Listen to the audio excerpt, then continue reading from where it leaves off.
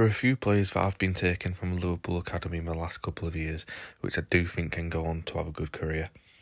You can argue that some of the players that Liverpool have recruited during and since means that these are too much of a loss, but it is what it is. These players I think are still going to go on to have good careers and are very, very talented in their own right.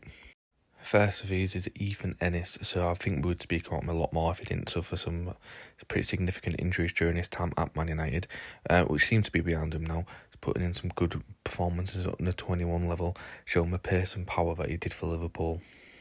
For me, when it comes to players who have jumped up from the under-16s up to the under-18s, I've not seen a player do better than Ethan Ennis. So as you can see, he did move to Manchester United, a pretty significant move at the time as a first-year scholar, not a path that too many have trodden. He was more of a striker in his time at Liverpool, and he really reminded me of Jamie Vardy, and he was constantly looking to get him behind. The real hunger for scoring, so much aggression in his runs, the pace, for power. And regardless of who he plays for, his football is a job to these lads. So it is good to see him back playing and doing well. And he looks to have regained his form, and he can hopefully kick on now. So next up we have Marcus Neal, the most recent of these three players.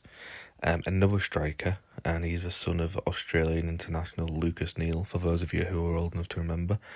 But another striker, and he started the season absolutely on fire. He's got at least a goal a game, and he's playing at the level that he would have been playing at if he stayed at Liverpool.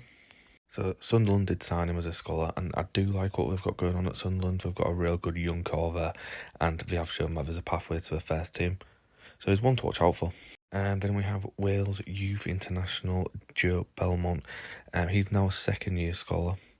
Was taken from Liverpool last year. Has not too much made about the move at the time, but it was mentioned that it was an offer that was too good to refuse. As you know, Brighton do have a good pathway, so it seems.